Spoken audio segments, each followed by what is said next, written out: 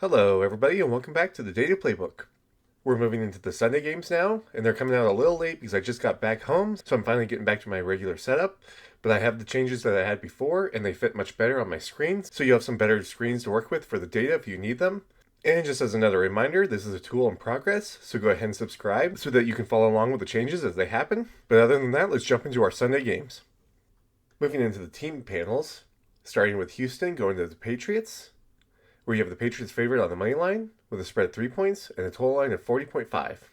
You also have their totals here, and now I'm going to switch over to their averages here if you need that data.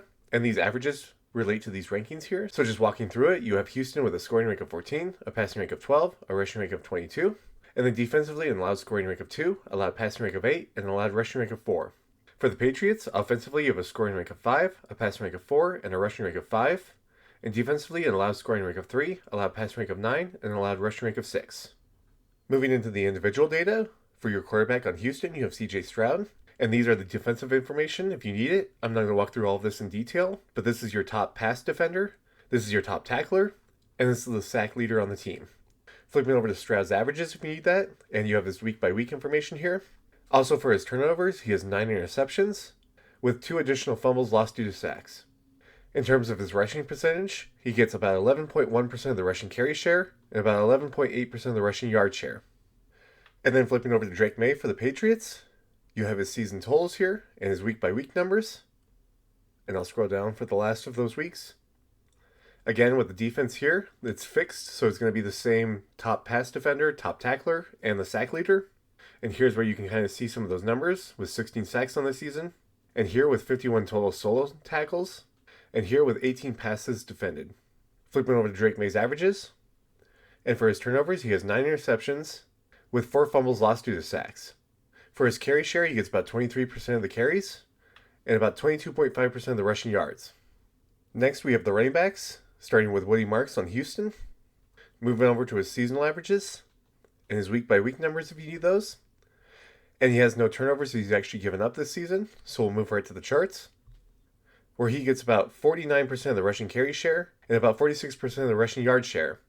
With that next largest portion going to the backup now, Nick Chubb, who started as a starter earlier this season, which might also inflate his numbers a little bit. So given that this is throughout the whole season, Woody Marks could get a little bit more of a percentage in this game. Moving over to the Patriots side of the ball, you have Ramondre Stevenson listed as number 1 running back, regaining the top spot. Moving over to his seasonal averages. And if you need to look at all of this information in more detail, go ahead and pause the video. But otherwise, for his turnovers, he has 2 rushing fumbles this season and 1 receiving fumble. For his percentage, he gets about 28.6% of the rushing carry share and 28.6% of the rushing yard share, with that next largest portion really going to Trayvon Henderson, who became the starter for a little while in there, and then the next largest portion also going to Drake May with about a quarter of the rushing carry share and rushing yard share. Moving into the receiving game, for your number 1 receiver, you have Jaden Higgins because Nico Collins is listed as out. Moving over to his seasonal averages and his week-by-week numbers if you need those. With no turnovers, I'm going to go right to the charts too, where you have Higgins at 13.7% of the target share and about 14.5% of the receiving yard share. It's notable that the most productive receiver on Houston is Nico Collins at 24.2% of the target share and 29.2% of the receiving yard share. Without him, that might be a big impact, so just keep an eye on that. On the Patriots side of the ball, you have Stefon Diggs as your number 1 receiver. Of course, moving over to the averages and his week-by-week numbers if you need those. And again, with no turnovers, I'll go right to the charts, where you have Diggs at 21.6% of the target share and 22.3% of the receiving yard share, making him the most productive receiver in New England. For your number 2 receiver, you have Christian Kirk on Houston. Once again, switching over to the averages. He missed a few weeks in here as well, just to be noted. And for his share, he gets about 11.6% of the target share and about 9.8% of the receiving yard share. On the New England side of the ball, you have Kayshon Boutte as the second receiver.